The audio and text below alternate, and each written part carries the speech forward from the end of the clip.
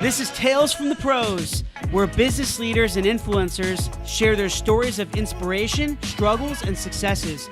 And I'm your host, Michael Giorgio.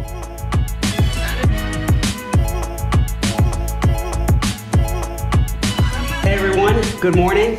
This is Michael Giorgio, co-founder of Imagine Ovation, and welcome to Tales from the Pros. We have a very special guest here today. His name is David Gardner, and he's the founder and managing partner of Cofounders Capital here in the Triangle. David is actually a very well-known tech startup investor, and he's also a successful serial entrepreneur. And Cofounders Capital is actually a free startup accelerator here in the Triangle, an early stage seed fund focused on B2B software ventures in the Triangle. David, thank you so much for being here. I really appreciate it. It's an honor. Thank you, Michael. Absolutely. So David, I really want to get to know a little bit about you and how you got into the investment game. Kind of what led you to be where you are today, and how did you start Cofounders Capital? Sure. Well, I was a serial entrepreneur for my entire life. I always tell entrepreneurs that I've been an entrepreneur a lot longer than I've been an investor. I'm still kind of new to that. But when I sold my sixth company, my wife made me promise I would never start another one. And I think any entrepreneur can tell you it's just an insane amount of work. And so I just started, I decided I would retire and just kind of coach and mentor the kids for free, and started doing that. And I suddenly got a lot of people who wanted mentoring. And so I was having 3 or 4 teams a day coming through my house. And my wife didn't actually like that either. So she said, you need to find an office somewhere. And about that time, the town of Cary was starting an accelerator, and they asked me if I would run it. And so the Cofounders Capital Lab is it's a free accelerator, and the town sponsors it and I sponsor it. So it's the only one around that I know of that's 100% free. No one pays anything, and includes the furniture, the internet, conference rooms, and business consulting. Okay. Hands-on, everyday business consulting. And so we've had a lot of great companies come through there. How many years ago was this? When did you start it? Gosh, like 3 years ago. Okay. I did some angel investing when I was mentoring out of my house. I did actually a lot. I realized that some of the teams I was working with could really execute on everything we talked about. And every time we got together, everything we had talked about was done. And I got a confidence. And so I started writing some checks. And I ended up investing in 17 of those early pre-revenue companies. And of those, 16 are still growing and viable businesses today. Amazing. And are all the startups that you invested, are they all local here in the Triangle, or did you ever invest outside of North Carolina? A little bit, but yeah. I'd say 95 or more. Actually, I have an investment in Winston-Salem, and I have one investment in DC. But of the 35 companies that I'm in, all the rest are in the Triangle. So, I mean, so essentially, when you were younger, did you always see yourself as owning various businesses and selling them, or how did you ever, how did you kind of, when you were younger, did you always see yourself as starting up different companies? I'd love to say that I had some grand plan, but no, I stumbled into pretty much everything. I actually, my undergraduates were philosophy and music, and then I did a master's in theology and dead languages, which I always say the best thing that school did for me is it left me with absolutely no marketable skills, which means basically you starve or you become an entrepreneur. And I just wanted to pay back some student loans, and so I went to NC State and started studying computer science and business. And I never they claimed me there, but I never actually quite graduated. But I did pick up some skills and started writing software for people on the side, building computers for them, and putting in networks and things like that. And so it kind of just totally by accident went into the entrepreneurial route. That's pretty cool. That's kind of how it was for me. I felt like it happened very randomly for me. It was like a blessing in disguise. How Sure. can it happen? I always had all these, growing up, I always had all these, aspirations of owning my own business and being an entrepreneur, but I never actually thought I would do it. I was like, I'll do it when I'm 50 or, when I have 30, 40 years experience, but I never thought I would kind of do it so young. And I know that you have, invested in so many companies, so many of these startups with a lot of really young entrepreneurs, and they're probably their mid-20s, even less, right? Yeah, I mean, it's funny. There seems to be two groups. Either they're pretty young, still in school, or right out of school. The FilterEasy guys actually dropped out of school, which I don't condone, but they're doing all right. But then the next, I don't get a lot of middle-aged entrepreneurs, but then I do get older entrepreneurs that have either they've retired and now they want to pursue something that they've wanted to do their whole life, or they saved up enough money that they feel like they can go a year and kind of pursue this. And so those are kind of like the two times. Once you get in your middle years and you've got kids and mortgages and responsibilities, it gets much harder to take the kind of risk that entrepreneurs take. Yeah. So, for example, like FilterEasy, I know them. They're pretty well known around here. I know they're doing very, very well. What your experience in investing in a company like FilterEasy, can you explain kind of the process of what it takes for a startup to receive a round of funding? Do you think it's all about timing and proof of concept? What do you think? What's the process of really receiving funding? What do they have to go through? I mean, to get funded, you have to show that you have a viable business model, or at least you've thought through it to a point where you can prove out some assumptions that if you applied money to it, it would scale. I think a lot of people, I think investors will tell you you're not serious till you quit your day job, and I think that's nuts. You can do a lot to de-risk a venture before you quit your day job. You can do prototypes if you're doing technology or drawings. You can take them around, show them to people. You can line up potential buyers and beta customers. I mean, there's a ton you can do before you start your burn. You want to keep your burn as low as possible because that translates into how much of your company you're going to own in the end. There's really two tricks. One, you got to have a successful business, and two, you got to have enough equity that you still care in the end. So I tell entrepreneurs, look, we're in this together. You're investing. You're an investor just like I am. You're putting in sweat equity and time and working for no salary or certainly a below market salary. And I'm putting in money and time as well. So let's de-risk this thing together. Let's research it. Let's line up some revenue. Let's see if this is something that we really want to put our resources behind. What made you really start niching out to B2B technology, more like SaaS products? Why is that your area? What did you see a higher demand in that area for success, or what was the main reason? Yeah, well, I mean, we have done some B2C, but I'm predominantly a B2B investor, or a B2B2C. Like FilterEasy has a B2B and a B2C piece of their business. B2C is just a harder business around here because of our lack of capital. And you hear this over and over again. Yep, I have. Yep. We are the second best place in the entire country outside of Silicon Valley to start a technology business. That's amazing. And we are the 38th in available funding. So there's just this huge gap between smart, coachable, entrepreneurs and the amount of money that's available to them. I always say, we look at these great success stories around here like SAS and Red Hat and Cree. Yep. I think we already have those companies here today. It's just whether they're going to stay here and grow their businesses here. I've got an article coming out this weekend in the TVJ, and one of the things I talk about is, we'll spend, and this is, I'm talking about state government, we'll spend hundreds of millions of dollars to bribe a company to move back here so we can get the tax basis and put almost nothing into actually keeping those companies here, to start with. Yeah. And so I'm really excited about some things like the Venture Capital Multiplier Fund that, if done correctly, could really encourage people to start more funds here, which is what we need, especially in the seed round. We can get later stage investment here.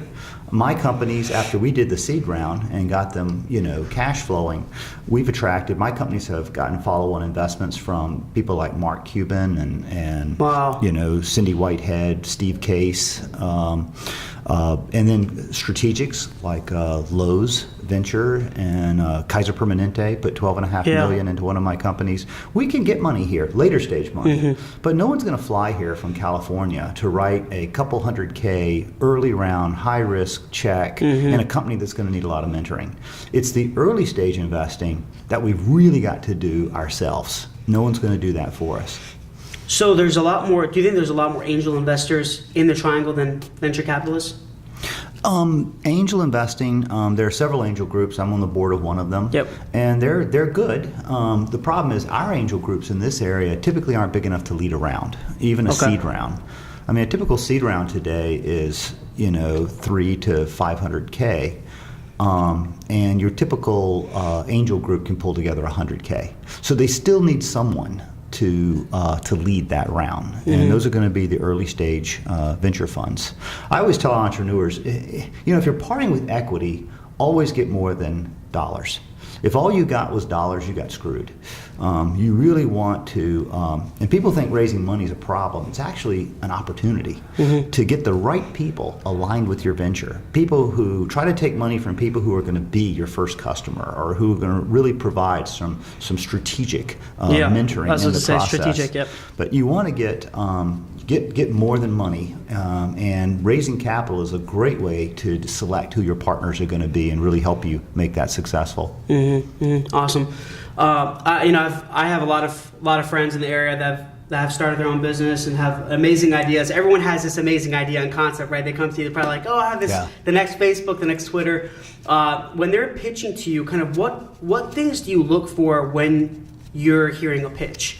I know it's not just about the pitch. I know there's a lot more, but when you are hearing a pitch, do you think do they have to be prepared with certain things? I mean, what do you expect to hear when you receive what do you expect to receive when you hear a pitch? Well, I don't know that we are typical at Co-Founders. We don't need a buttoned up, this is everything exactly the way we're going to do with a bow on it. And that's what the typical venture capitalist, I think, looks for. But remember, we're much more entrepreneur than we are. I look for people who would do what I would do in that situation. And do they think? There's a reason that the business schools teach through case studies. Because the right answer in business is always it depends. And yep, that's true. So it's less about right and wrong answers, and it's more about a philosophy of we're going to model something out based on certain assumptions. And then we're going to go back and we're going to test those assumptions as best we can to see if they're true. There's always a level of risk, but you can de-risk something substantially by checking out those assumptions. And so we just go through the process. We model the business, taking everything at face value. And then we start going and coming up with a plan on how we're going to test every one of those assumptions. What will people pay for this? What's the sales cycle going to be for this? What competitive differentiators are out there, and how much are they going to hurt us? And what's the lifetime value of a customer, or what's churn going to look like? And we start trying to put those things together. And I always say, if all the assumptions are right, every business works. But they're not. I always say half the assumptions are wrong, and I never know which half. So we've got to get in, we got to work it, and we got to figure out, hey, if it's something I don't want to invest in, it's probably something that you don't want to invest in either. So let's research this thing together. And are you always looking for startups that essentially have some sort of exit strategy, or in terms of them selling, they say, hey, I want to sell this thing in 10, 15 years, or is that not something you hear very often? Does that just kind of happen when it happens? Or do you always expect some of these startups to always have an exit strategy, or do you think they want to create like a long-term brand and never kind of sell it? You know what I mean? Well, for an investor, you definitely don't want a business that's going to become a lifestyle business. There has to be, at some point, it's reasonable for an investor to say, hey, I'd like to, be paid back. So we put redemption, as most investors do, after 5 or 6 years, there's a redemption, which kind of forces a discussion around exit. But I don't really have a problem with that. I tell my entrepreneurs tend to be young, and that first exit changes your lifestyle. And so when we're saying, should we take this offer or not take this offer, I tend to look at the entrepreneurs and just say, what do you guys want to do? It's going to change your lifestyle, not mine. Are you ready? Are you tired? Are there competitors nipping at your heels? No one calls you crazy for taking that money off the table, starting your next venture, and you don't need me in my capital for that one. So it's just life choices. But at some point, you do need to think about getting capital back. And I didn't finish answering your question really on the B2C versus B2B. That's a pretty significant thing because, I mean, B2C ventures can be huge. They can be, most of your unicorns, with $1 billion market caps have come out of B2C offerings. But it's hard to predict. It's like writing a bestseller book. Boy, it's great if it happens. But one of our thesis with our fund is that at plan, I need to see a business that can cash flow on our investment, or our investment plus a couple $100K more, because that's about what my fund can do. And it's very dangerous with the B2C plan. Usually you see you're going to build this, you're going to put it out there, and then you'll see somewhere, and then we raise $5 million for marketing. And that's a risky thing for an early stage investor around here. I mean, because you kind of got your back up against the wall. If raising that next round is contingent on you being in business or not being in business, if you don't get multiple offers, you're going to get, you can really get crammed down. The new money coming in will tend to take care of the entrepreneurs. They need those guys or girls. Yeah. But once our money is spent, the early stage investors, we are expendable. And we are the ones who will be the casualty in that next big round of funding if it doesn't go well. So with a B2B venture, I like enterprise B2B software. If they get in trouble, I can go sell a couple of those deals and get them, if your burn's $25,000, $30,000 a month and the customers are paying you $4,000 or $5,000 a month to use your software, you're always just a few sales away from getting your head above water. So I like companies that can eat what they kill. We can continue to grow organically and raise money when we want to raise money, when we get a good deal. That's awesome. And so there's nothing wrong with B2C ventures. It's just a little riskier around here, well, a lot riskier around here because of our lack of capital. And what tips would you give to current and future entrepreneurs in preparing them to receive funding, and what really do they need to avoid? I mean, it's okay to come to us with an unfinished idea. I know you're going to be interviewing Monica from Mix. And Monica, her original idea was, I want to sell B2C, this recipe app online. And we were like, really? Do you really want to do that? What are the people going to pay? 99 cents, and how much marketing spend is it going to take to get the millions of users to make this viable? And there are free recipe apps already out there. And but as we worked through that with her, we found she was very open to coachability. I walk away from more deals for lack of coachability than that it's a bad idea. I want a deal that I want a deck of cards if I'm gambling that I can stack. Yeah. I don't go to Vegas. It's too much like my day job. But if they let me stack the cards, I would play all the time. And that's what it is. But our teams have to make all the decisions. We don't make any decisions. You're the CEO. You have to make the hard calls. We can't hold you accountable unless you make the decisions. But I want someone who's going to listen to good advice. It's okay to argue. I like a good argument. We get around all sides of something. But I want to know that at least what we're talking about is being considered and weighed in. And if we don't have a coachable entrepreneur, we have no influence over the company, which means I might as well buy stock in the stock market if I'm going to be a passive investor. But what you need to have, when they come in, it can be a general idea. Here's a problem that I want to fix. And I think I have a good solution to fixing this problem. We like better, faster, cheaper. I like a demonstrable ROI that a logical business person is going to look at and go, oh yeah, that I can see that. So they do need to be able to say, maybe not prove through a case study or whatever, but they need to be able to at least intuitively say, here's a problem. And it's a big problem, not a marginally better, nice to have. Yeah, I understand. A pretty big problem, and here's a good solution that I think to it.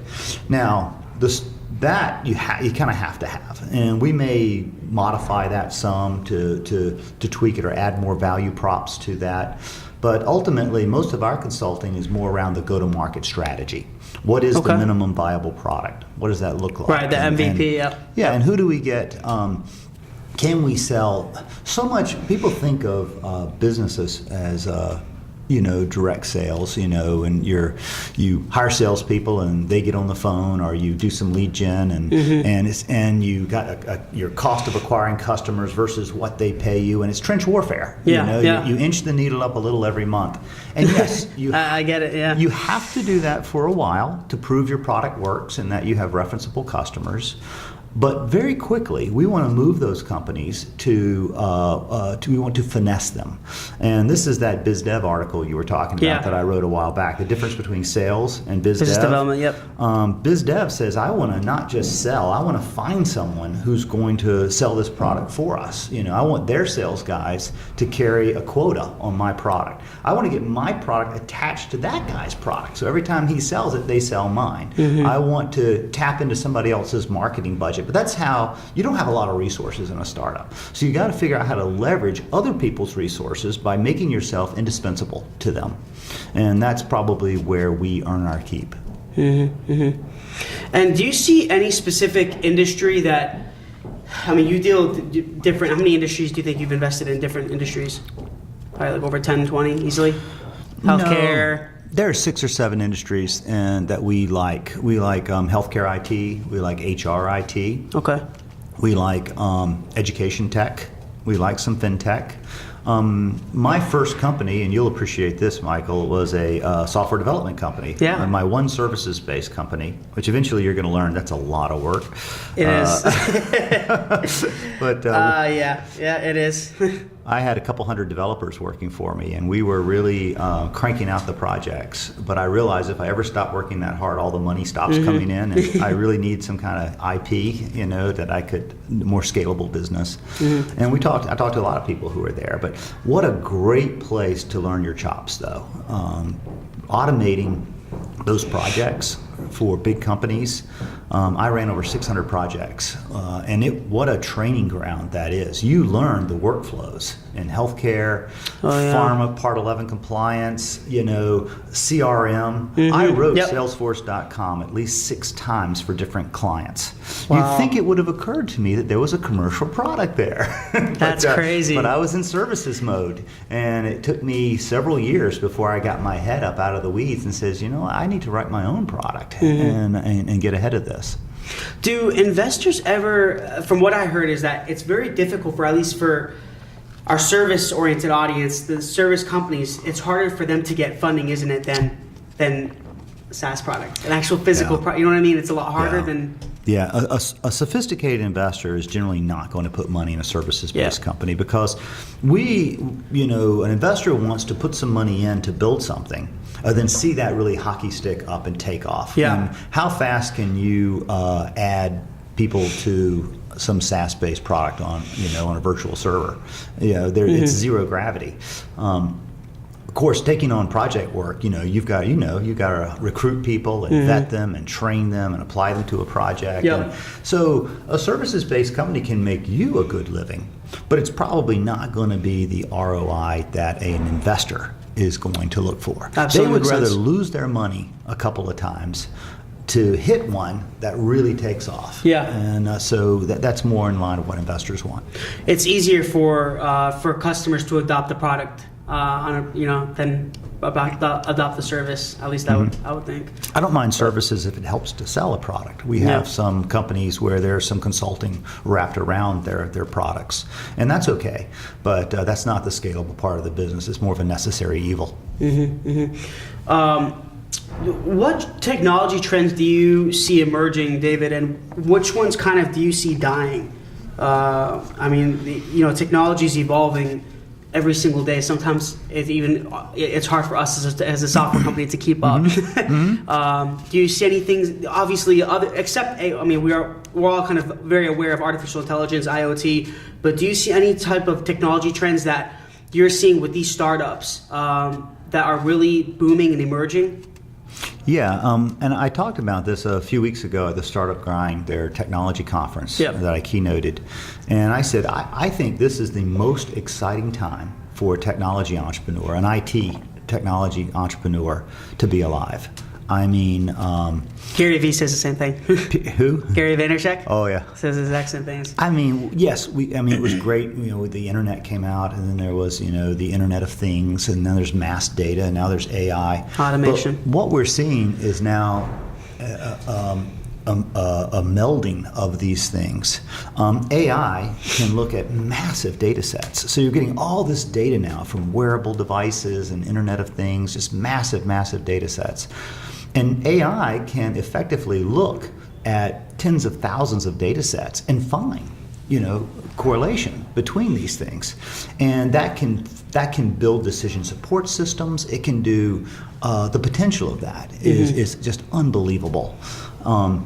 One of our companies, Empath IQ, is a group of doctors, and basically they took medical outcomes and they applied it to decision making in the emergency room. So, if you present with chest pains, doctors are very influenced by anecdotal things that they remember. Yeah. I did that once and the lady died. Yeah, that's so that's going to affect your decision making. Oh yeah. But now with this, they're applying thousands of outcomes to this situation, someone the same age, same drugs, same family history, presenting the same way, and they get the best match they can, and they go, there's 3 things you can do now, and here's the statistical probability of the outcome being improved of these 3 things. So now they can, there's a 32% X will happen. So now they're really armed with information to not just say, well, I think this is a better course of action, or this is the standard protocol for everybody. This is a very specific statistical outcome data for this person standing in front of me.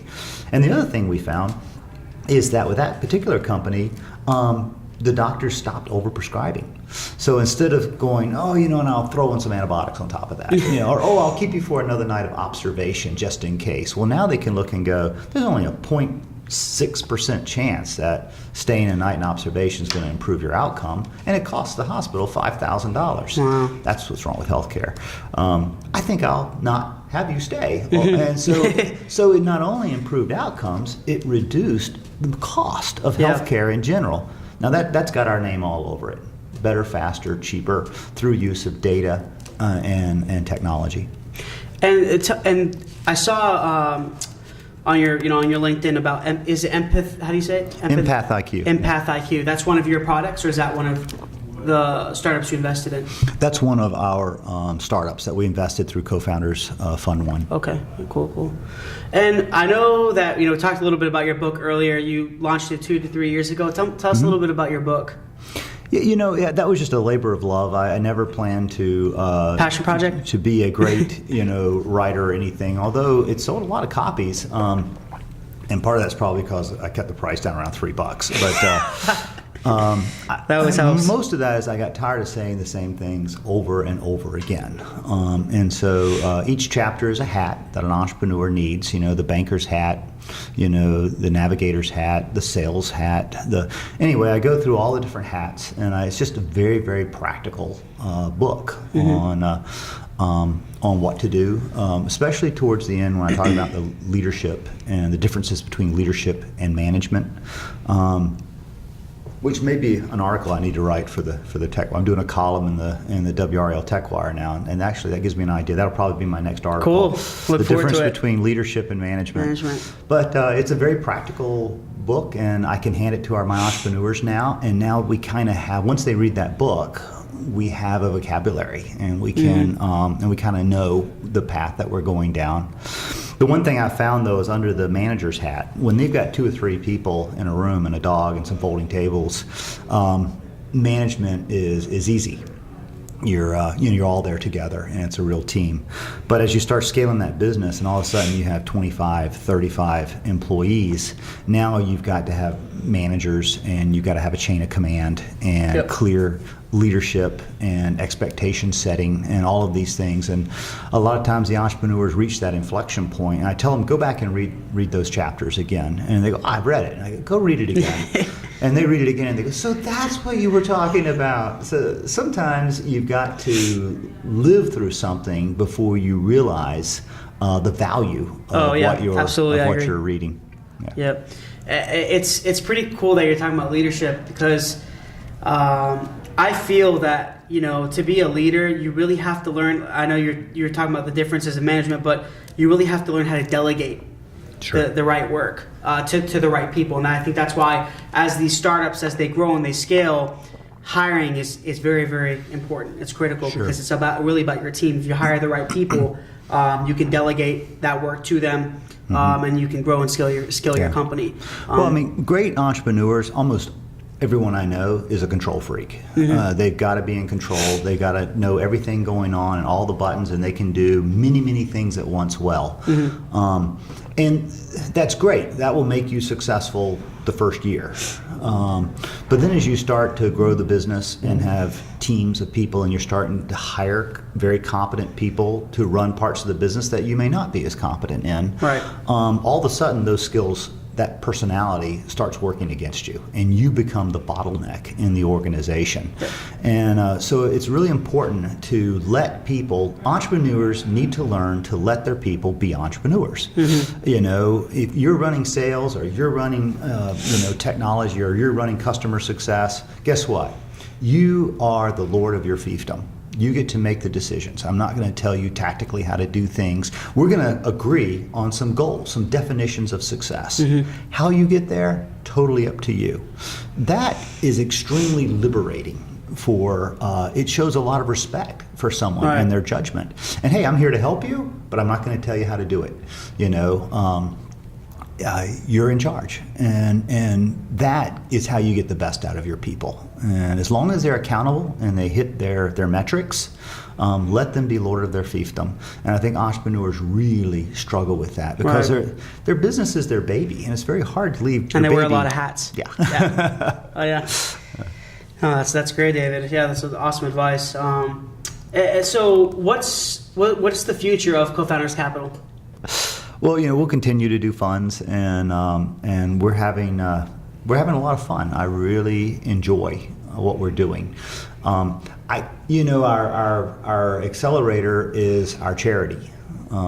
We fund that, and we work there full time, and we try to help anybody who comes in the door, even if it's a company that we would never invest in. We try to help everyone, and at least make introductions and give them our thoughts. And then the ones that do really well and can execute on what we're talking about and fit the theme for our fund, then those we also want to be able to, to capitalize. And so we're having fun. We feel really appreciated. I love being around the energy and the passion of entrepreneurs, people living by their wits, dodging the bullets. Everything else just seems boring after being at that. And for as long as I'm able, I want to have a front row seat to that the rest of my life. Cool. Wow. So I want to jump the gun a little bit here and kind of talk about, I would say, jump more on the philanthropic side of business, and really talk about struggles and challenges in business. You've worked for so many different companies and been involved and owned various businesses, and that's why they call you a serial entrepreneur. So with your experience, what struggles do you think are, I wouldn't say what struggles are essential to go through as a startup, and how do they overcome them? Because you realize a lot of startups, they all kind of go through different struggles, yes, but they all still kind of go through very similar struggles. So what do you think those are, and how do you think is the best way for them to overcome it? Well, it really depends on the entrepreneur. We all gravitate towards what we know and what we're comfortable with. We may get a coder who's got a great idea, and the problem is they're very comfortable coding. They're not very comfortable in sales. And so they continue to tweak the product and add whistles and bells. And instead of getting outside their comfort zone and getting out there and selling what they got and getting in front of people and getting real feedback from customers. So we have to encourage them to step away from the keyboard. And other times we have people who are much more comfortable with sales and marketing, and they just assume the technology is going to work. And for them, we have to talk about a QA process and a structural rollout methodology. And so it just depends on where they are. There needs to be a sense of urgency, and that's the great thing about the way we model the businesses. We model every month and where we're going to be every month with every expense, with every sale, with every hire. We model the whole thing out based on those assumptions. And every month, we sit down with our entrepreneurs and we say, what did we learn this month? Which of these assumptions needs to be tweaked up or down? Maybe the sales cycle is a little slower than we thought, or maybe the customers are willing to pay a little more than we thought, but we're tweaking those assumptions and it's reforecasting the business. And so it keeps you honest. It keeps you from from focusing on the things that you like or you're more comfortable. That's the problem with being an entrepreneur, is you have to wear all the hats, not just the ones you're super comfortable under. Absolutely. That's right. Do you ever see, in your experience with a lot of these startups, do you ever see them kind of getting burnt out from it's hard. You built so many businesses yourself. Can a lot of them, are they stronger than you think they are? Like, a lot of them, they're so tough and they're so strong-willed, they're going to do whatever it takes to overcome anything that comes their way? Or do they ever get burnt out? Or they don't really come to you for that kind of, because I know you're a strategic partner with a lot of these different companies. Oh no, I've gotten some late night calls, and I think a lot of times when everything's going great, no problem. Yeah. But it often doesn't, and you're running out of capital, or you're having leadership issues, and maybe there's a mutiny in the ranks, and there are all kinds of issues that can come up, and that's when you got to sit down. And I think mostly what we do is we reaffirm the entrepreneurs and just let them know, hey, you're doing the right stuff. Whether it works out, sometimes it works out, sometimes it doesn't. What's important is that you are systematically doing the right things. Right. And we give them the courage to keep doing that, and to realize that, hey, it's tough. We told you it was a bumpy road, so every bump just reminds you you're on the right road. Yeah, I agree. But don't doubt yourself. There's no magic. It's just hard work and following a plan and systematically, hitting your. If you need to make 35 calls a day to be successful, then set aside the time and make those 35 calls every day. But just work your plan, and don't doubt yourself. Cool. And as these companies grow and they scale, do you have a process? Does your company, Cofounders Capital, have like a strategic process in place in order for them to scale, or you think it depends on the type of business? Do you think there's like a certain 1, 2, 3 step process for any type of business to scale, to manage the growth? Because growing it's a great problem to have, right? I mean, it's awesome, but you have to make sure that you can manage it. Sure. Efficiently. Yeah, you want to grow as fast as you can without running out of money or hurting customer retention. And so I call it surfing the edge. You want to be right on the edge of that wave. You're right on the edge. You don't want to raise more capital than you need. You're just giving away equity for nothing. But you want to raise enough so that you're deploying everything you make back into sales and marketing and growth. That's what the SaaS-based model is all about. And so it's... you definitely can over-expand, and get things. A lot of times I'll see models where you're just hiring so many people. I'm like, when are you going to train these people? You got to, and if you do say I'm going to hire that many people, you're probably going to hire the wrong ones, because you can't find and vet that many people, that quickly.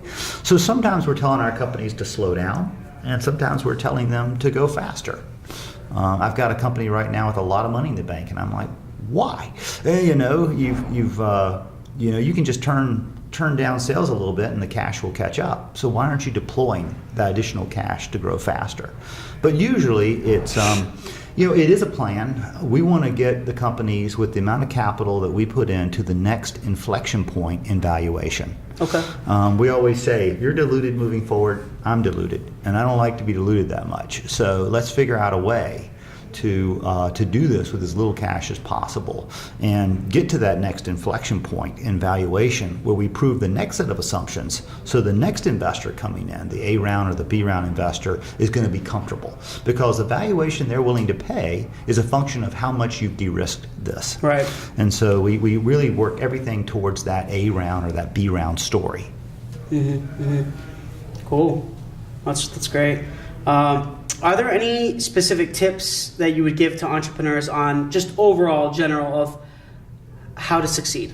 in your mind, what comes to you? Like, what are the tips you can give any future business leaders, any future entrepreneurs on how to succeed? Just be, be very enthusiastic. Don't doubt yourself. Work the plan. It's a massive amount of work, and you got to be willing to put your head down to it and check the boxes every day. Just go down your list, keep checking the boxes. Just do the right stuff, and eventually the cream rises to the top. And but I mean, there is no one skill set. Right. If there was one skill set, it would probably be just effective communications. I cannot believe that you can get a degree in entrepreneurship from any one of our 3 major universities in the Triangle and never take a class in sales. That just blows my mind still today. I took a 12-week Dale Carnegie sales course back in the, 80s, early 90s. And if I had to trade any one of my degrees for that 12-week course, I'd do it in a heartbeat. Because it changed the trajectory of my career more than anything else. How to talk effectively, how to state value props, how to overcome objections. All of those things will, because no matter how smart you are, no matter how great your technology is, if you can't communicate it effectively in terms that that are important to the other person, the person you're talking to, you're not going anywhere. And so I think that if there was one thing lacking in entrepreneurship, in our entrepreneurs today, and it doesn't have to be Dale Carnegie, lots of great sales schools, are just getting with someone who can help you put together. Your first thing we do is we redo the sales deck for our entrepreneurs because it's usually horrible. It's talking about functions and features. Like, no one wants your functions and features. If you sold them a blue pill that gave them the same benefits, they just buy your blue pill. We need to talk in terms of what this is going to do for you and why. Not necessarily. The functions and features are just due diligence, to prove that what you're saying is true when they get to that stage. So, that's interesting you said that about the educational piece. So you think education definitely plays a role in being an entrepreneur? Because you know how there's just a lot of people out there, a lot of successful people out there that say, oh, you don't need an education at all to have a successful company or build a business. What are your thoughts on that? I don't know. It's so hard because once you've been educated, it's hard to imagine what you were like before. You had that big picture. So it's hard. I think we tend to devalue education as entrepreneurs. But I'm not sure that's fair because we're thinking as an educated person. And who's to say that had I not studied philosophy, that I think one thing that the study of religion and philosophy did for me is I looked behind the curtain and I realized there was no magic. Just about anything can be done if you're willing to think about it and work, because that's just what other people did. And work hard. So why not? And so I don't know. I think that there's just some maturing that needs to be done. And school is a great place to get that maturing and to get exposure to a vocabulary and learn how to use a spreadsheet and some basic things. But no, school's not going to make you an entrepreneur, but it will give you the background, and it also gives you good connections. I'm very involved. I'm on a lot of boards at NC State, and we have grant programs and competitions and all kinds of programs for helping our entrepreneurs be successful. And so there's a lot that comes out of being in that process. Provides a social aspect of it. It does. Yep. You're around other entrepreneurs too, and that it's very motivating and encouraging. Right. I tell a lot of times entrepreneurs ask me when I speak at a conference, they go, where do you get your idea from? And I always say the same thing. I said, find something stupid and fix it. And if you don't know, solve a problem. And if you don't see anything stupid going on, just go work for someone for a while.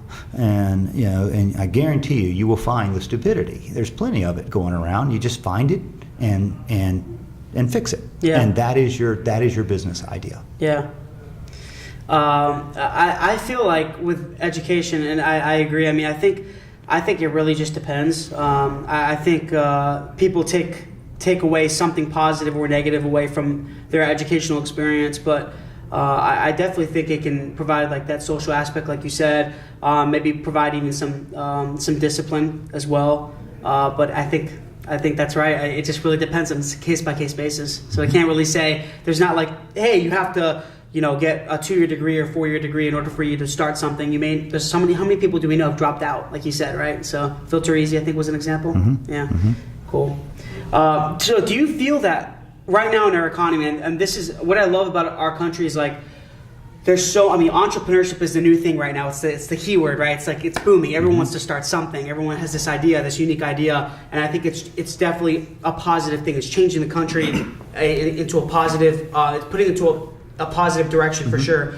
But there's also a lot of noise and clutter out there as well. And there's a lot of saturation. So many people have ideas, like I said. So do you feel that entrepreneurship is getting harder in our economy, or do you think it's getting easier? I mean, there's a lot of tools accessible to us, right? But yeah. Well, thoughts? I came along in the 80s, and there were no grants. There was, for entrepreneurs like the NC Idea Grant or the Lulu Games or we had no accelerators. We had no grant programs. You were and if you told your parents you wanted to be an entrepreneur, it was like telling them you wanted to be a rock star. What? You're going to go work for IBM. Put that silliness out of your mind. And so in that sense, entrepreneurs have no clue how easy they have it today by comparison. Right. But that said, now it's cool to be an entrepreneur, maybe too cool. I talk to a lot of people that probably shouldn't be entrepreneurs, and even if you can do something, it doesn't mean you're going to be happy doing it. For an entrepreneur, your day is never done. They call it business because you are busy all day long, and your inbox is never done. It's flooded. Always full. You have to learn to compartmentalize your life and just say, I'm going to cut it off now, and hit it again tomorrow.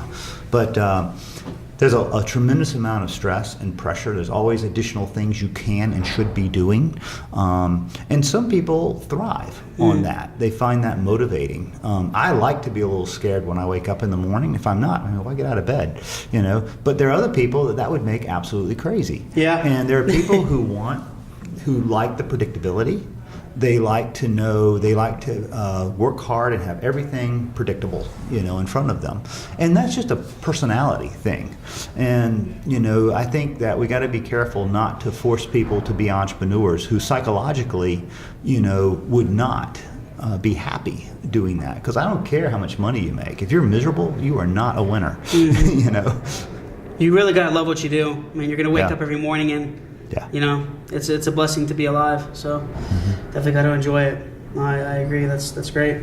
So to kind of close it out, I always ask these 3 questions. I call them the 3 hows. Okay. So how do you define failure? How do you define entrepreneurship? And how do you define success? Wow. So how do I define failure? I guess failure, you got to start with saying, what are your goals? I know people who have goals that we always think of goals as monetary, and monetary success is just one feature. I sit down and after taking some Stephen Covey courses, which is fantastic. I suggest everybody read everything you can find by Mr. Covey. But coming up with a personal mission statement, how do you define success? What do you want your life to amount to? And you could say, well, I'd like to make a lot of money. Well, is that your only goal? And, wanting to, my goal is I want to help people be successful. I want people to look back and say, I am partially where I am today because of my encounter with this guy. Yeah. I want to make my investors money. That is a great feeling when you make money and you can tell you worked hard and your investors shake your hand and they appreciate you and the entrepreneurs appreciate you. And so I'm very involved in Opportunity International, which is a charity, and I speak and raise money for them. But we invest in third world entrepreneurs, and we're talking about a few $100 here and there and some business consulting, but it sparks a whole microeconomy in these third world places, and has been incredibly impactful. We don't make $1 on that. What was that called again? Opportunity International. Opportunity International. Yeah. Okay. But anyway, so you define what are your goals. What do you want to do? And then figure out a path to achieve those goals. And if you're not achieving those goals, then of course that would be failure. But it all goes back to defining, who you are, where do you want to be, in 5 years, in 10 years, and are you doing the stuff that's going to let you check those boxes there, Right. And then entrepreneurship is, what is entrepreneurship? I don't, Always a tough one. Entrepreneurship is, tongue-in-cheek. I say in my book that entrepreneurship is a person that's so stupid they'll work 80 hours a week for themselves, so they don't have to work 40 for anybody else.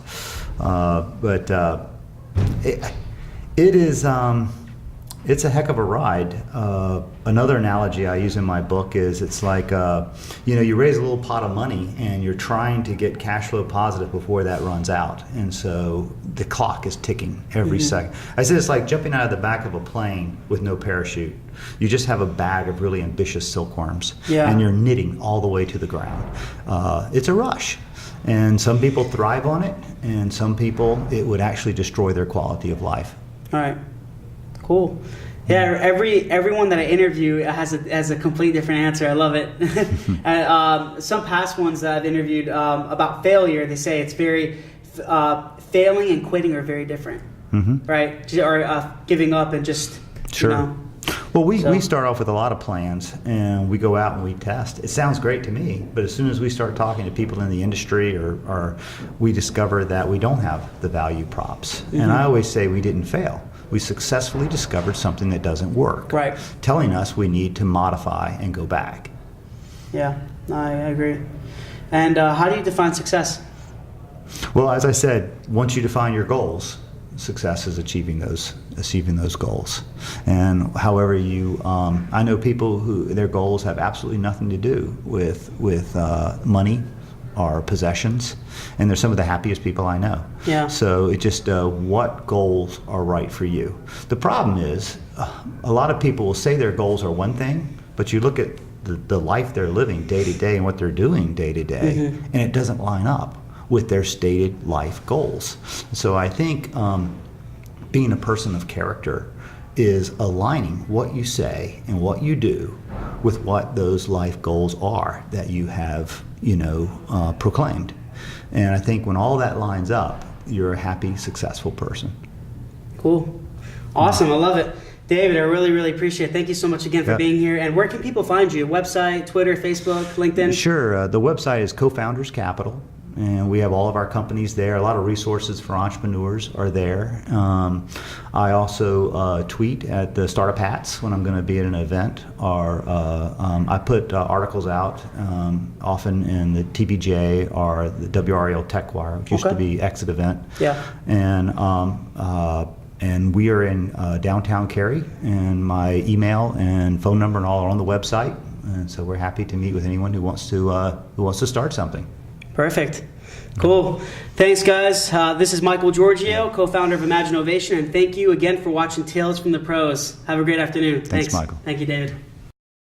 Hey, guys. Thanks a lot for watching Tales from the Pros. Please subscribe to our YouTube page and also follow our social media. There are links somewhere around here, but we really appreciate it, guys. Thanks for all the support, and I'm going to be giving you awesome content continuously, and we look forward to seeing you soon.